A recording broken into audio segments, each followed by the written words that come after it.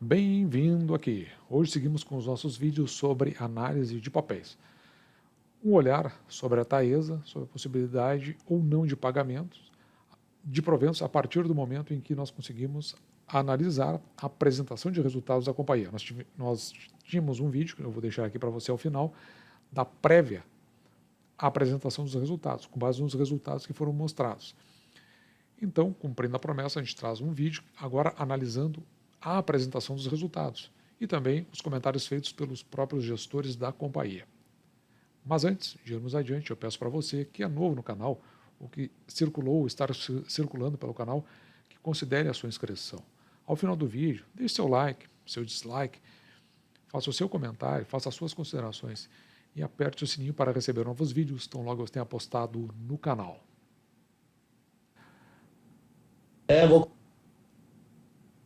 E já de pronto, vamos à apresentação aqui do primeiro vídeo que nós extraímos da apresentação da companhia, feita pelo CFO da companhia. Vou colocar a primeira pergunta aqui, que foram alguns investidores mandaram aqui, Paulo Bizan, Henrique, algumas outras pessoas. Eu vou estar relacionado a dividendos, né? A gente viu aí algumas perguntas que vieram de dividendos. Aí eu vou passar aqui a palavra para o Eric para responder. Algumas perguntas estão relacionadas a por que não pagamos dividendos agora no terceiro TRI, qual a expectativa de pagar dividendos, se vai ter pagamento de dividendos ainda esse ano, qual é o motivo de não pagar. Alguns investidores perguntaram se está relacionado à alavancagem. São várias perguntas que podem ser endereçadas numa resposta única. Então, eu passo a palavra para o Eric para responder as perguntas sobre distribuição de dividendos. Obrigado, Cristiano. Eu vou tentar fazer uma resposta aqui bem abrangente para tentar endereçar todas as perguntas. Tá?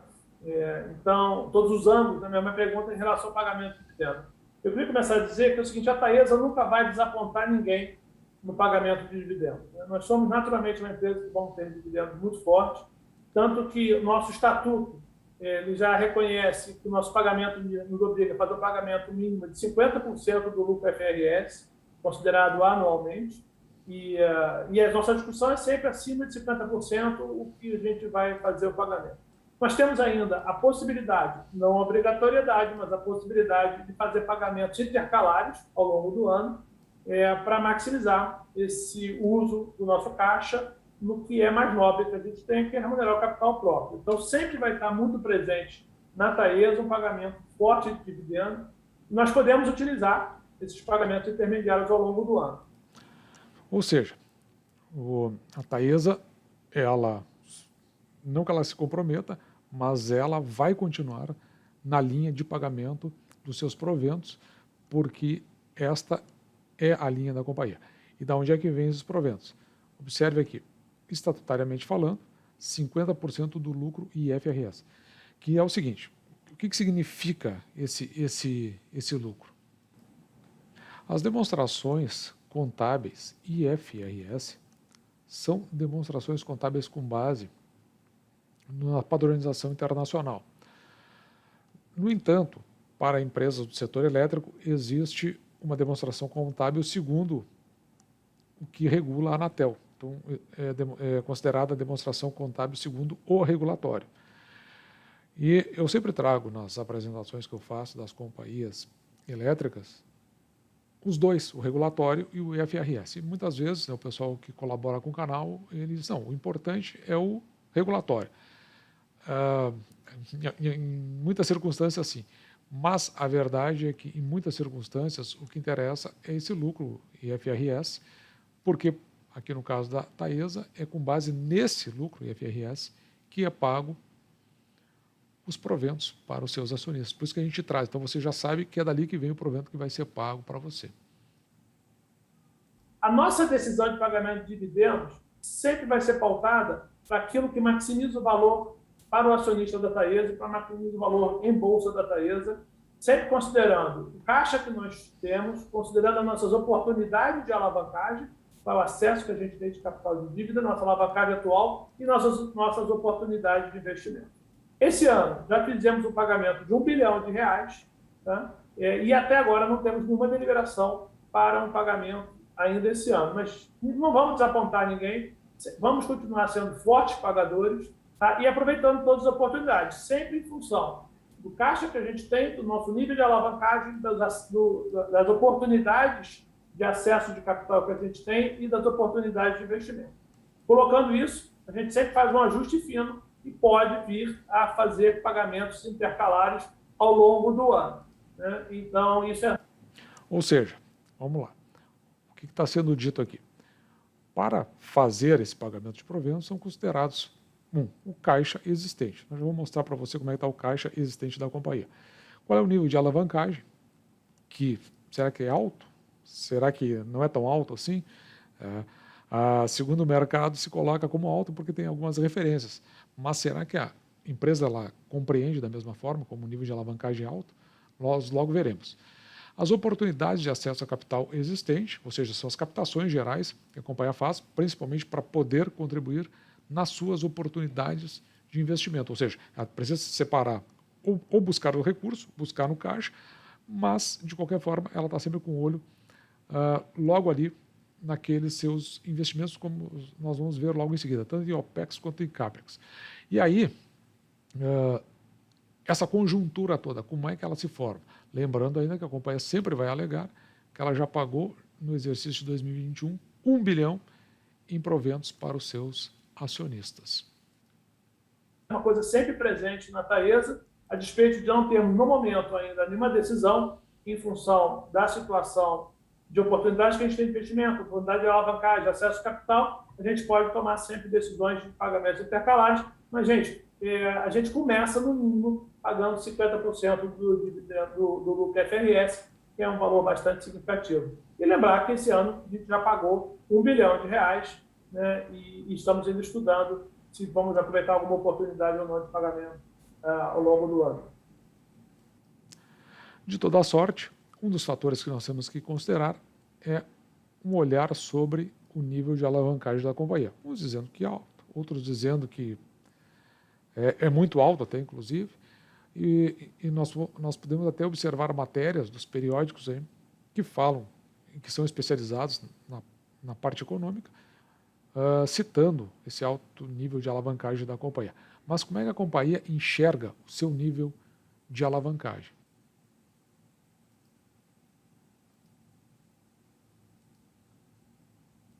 Com você aí, eu tenho algumas outras perguntas, mas essa que eu acho interessante para a gente dividir é sobre a alavancagem, né? Você falou um pouquinho aí na sua apresentação, nível de alavancagem, mas teve uma pergunta de investidor falando se esse nível de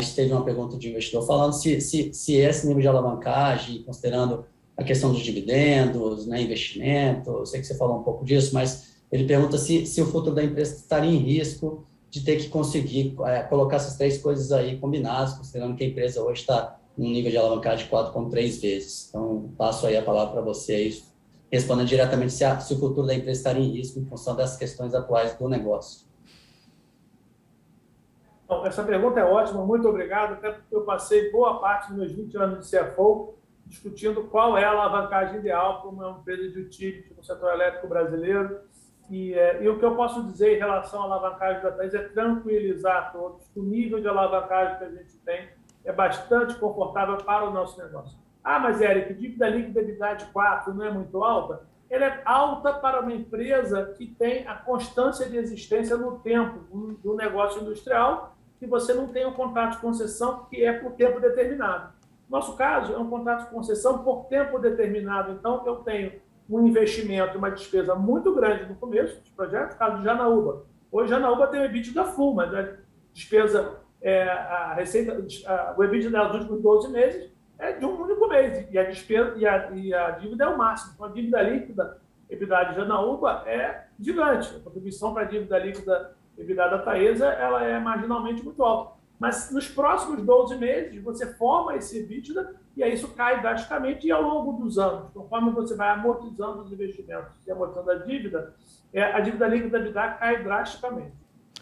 Ou seja, né, o que está sendo dito aqui é o seguinte, até que o projeto ele comece a retornar, o projeto, no caso aqui de transmissão, existe uma alavancagem, existe uma dívida considerável, mas não tem a compensação para aquela dívida, que vem através do EBITDA, como ele diz ali, que vamos lembrar, né, o EBITDA é justamente o nosso lucro antes dos impostos, dos juros, das depreciações e das amortizações. Ou seja, isto que sobrou, até para que tenha o menor impacto dos juros e dos impostos, se tu pagar, tu pode considerar o pagamento de quase a totalidade em termos da dívida. Claro que aí você não faz nada. Então, o que ele está dizendo é o seguinte, Janaúba entrou no mês de setembro, se eu não me engano, em funcionamento. Para o ano como um todo, por isso a demonstração, a contábil que a gente faz, a gente tem o EBITDA apenas de um mês, mas a gente tem toda a dívida que foi alocada em função de Janaúba. Claro, considerando ainda os eventuais pagamentos. Então, tu tem toda a dívida e o EBITDA de um mês. Tu só vai poder ter um equilíbrio depois de computados os outros 11 meses, que é quando, como ele diz, a relação dívida com o EBITDA começa a cair drasticamente por causa disso. Então, e porque, além disso, ele considera esta dívida como uma dívida bastante confortável. Justamente o que ele está dizendo. Não é como uma empresa que produz para ter que vender logo em seguida. Não. Ele tem uma concessão de longo prazo e um investimento muito forte de pequeno prazo, que depois, claro, ele vai se distribuir, mas a dívida, como um todo, ela já está computada. Só que as receitas não vieram ainda. E a companhia ela tem projetos que nós vamos mostrar logo em seguida. Consequentemente, o que acontece? Essa dívida, à medida que começa a entrar o recurso, à medida que uma transmissão começa a entrar em operação, ela vai reduzindo, porque daí começa então a fazer a geração de receita e a relação sobre o EBITDA começa a tornar essa relação bem mais confortável.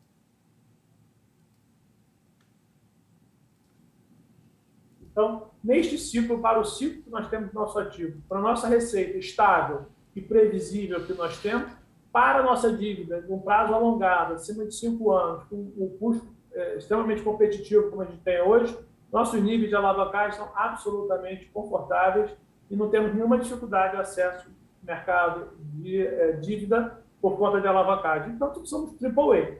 Nosso desafio é quase o contrário. Nosso desafio é que essa alavancagem ela cai drasticamente ao longo dos anos, porque o nosso EBITDA dos investimentos que estão entrando em operação, eles entram de uma forma completa, né? E a nossa amortização de dívida, amortização dos ativos vai acontecendo e a dívida líquida EBITDA cai rapidamente. Quase que eu digo, o meu desafio aqui na Taesa não é acessar mercado de capitais, não é diminuir essa dívida líquida EBITDA, é quase que defendê-la. É manter no tempo uma alavancagem que possa maximizar o valor do acionista.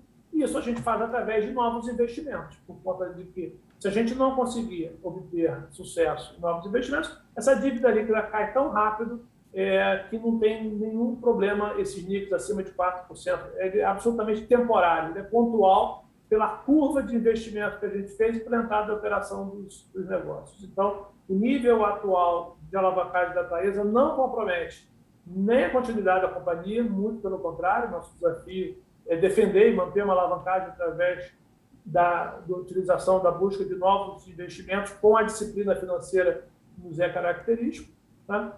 E nós não temos nenhuma dificuldade de acesso também no mercado de capitais por conta da alavancagem. Ou seja, dito de outra forma, é o seguinte, o que a gente estima aqui é que se a companhia ela está alavancada, significa que ela está fazendo um investimento.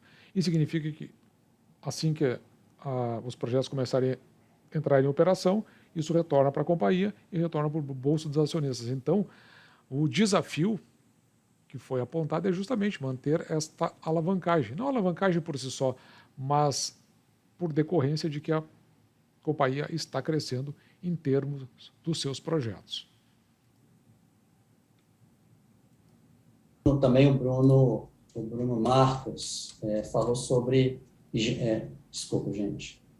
Bom dia, parabéns a todos. O fato de 80% dos ativos ser do tipo indexado a IGP, o que denota concessões com duration não tão longos, como a empresa está se estruturando para trazer novas concessões e alongar o duration, sobretudo em leilões cada vez mais competitivos, do Bruno Teixeira. Passando a palavra aqui para o André. Legal, Bruno. Obrigado pela pergunta. E, poxa, está absolutamente alinhado com o nosso planejamento estratégico, né? Nós temos aí algumas vertentes, sejam elas, lembrar aqui as vertentes do nosso planejamento estratégico. Crescimento, eficiência em OPEX, CAPEX, gestão regulatória, sustentabilidade e governança.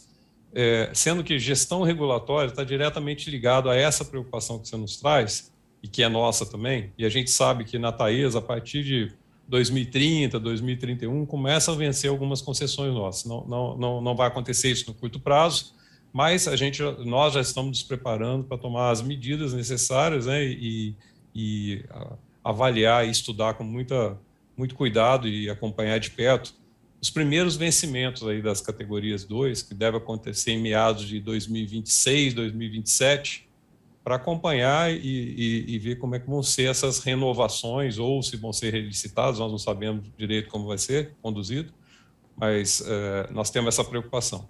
Em paralelo a isso, o que nós estamos fazendo? Nós temos um ambicioso plano de crescimento também, estamos investindo, como eu já comentei, né, para os próximos leilões e avaliando todas as oportunidades de M&A também no mercado. Então, assim, tem várias ações dentro do planejamento estratégico para contemplar essas preocupações, né, que você divide conosco, e realmente nós somos absolutamente alinhados sobre esse aspecto. Bom, obrigado, Bruno. Então, conforme nós também já havíamos apresentado no vídeo anterior, e justamente corroborando, né, com essa ideia, porque a companhia está alavancada, mas ela tem os seus projetos em andamento. Se você for observar, pode ver aqui, ó, a maioria com prazo de construção para 2022, aqui com 93% do projeto, que é essa parte amarela. O restante, que é a parte fundiária, a parte das licenças e do levantamento de recursos, que é onde gera a alavancagem, então tudo em 100%. Então, justamente por conta desta coluna verde aqui, a companhia tem esse alto nível de alavancagem. E todas elas em 100%.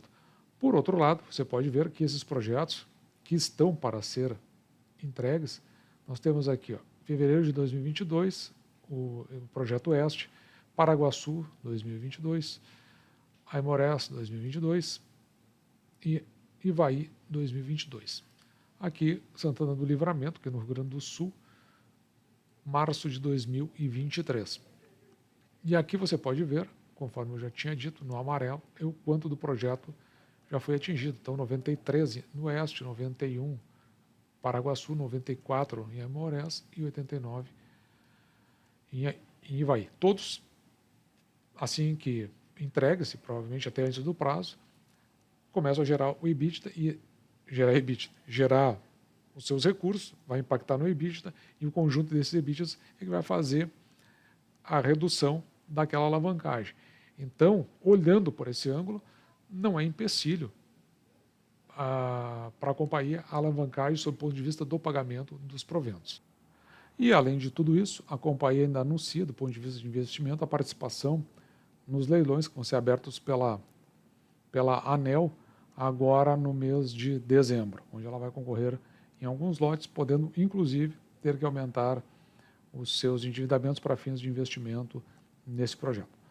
Ou seja, ele entra na parte de crescimento, o que impacta numa das linhas que são avaliadas para pagamento de dividendos, que é a oportunidade de investimento. Mas eu fiquei de mostrar para você o caixa existente. Então vamos dar uma olhadinha final aqui no fluxo de caixa da companhia. Normalmente eu utilizo o fluxo de caixa pelo método indireto, que dá o fluxo de caixa do ponto de vista contábil. Aqui vamos olhar o fluxo de caixa consolidado para os primeiros 9 meses do ano. Então, nesses primeiros 9 meses do ano, a companhia partiu de 896 milhões em caixa e atualmente ela está com 967 milhões. Ela teve um aumento do caixa de 71 milhões. Então, ela gerou caixa aqui nesse período. O que chama atenção aqui, que nós já tínhamos conversado, que foi citado no vídeo e até apresentado pela companhia, é justamente o pagamento de proventos. Aqui está esse um pouco mais de R$1 bilhão já computados no exercício de 2021. Então, esse aqui seria um ponto um tanto negativo, né, para quem espera proventos, mas a companhia está com caixa confortável está com seus projetos em avanço, e ainda tem as receitas de Janaúba, porque o que foi computado foi apenas até o mês de setembro, se eu não me engano. Então ainda tem novembro, ou melhor, outubro, novembro e dezembro. Tem 3 meses de cômputo das receitas de Janaúba. Janaúba, que na realidade tem uma receita anual permitida de 213 milhões de reais. Visto isso tudo, então a empresa tem plenas condições de pagamentos de proventos. Não nas abundâncias que se está acostumado, mas ela sinaliza essa possibilidade para os seus acionistas até o fechamento do exercício. É o que deu para depender de toda essa abordagem. E vamos ficando por aqui. Espero que você tenha gostado. Se você é novo no canal, se você está circulando pelo canal, considere a sua inscrição. Após esse vídeo, deixe seu like, seu dislike, faça o seu comentário, faça a sua pergunta para que eu possa responder até através de vídeos que possa responder para outros integrantes do nosso canal. E aperte o sininho para receber novos vídeos, tão logo eu os tenha aqui postado. Um grande abraço!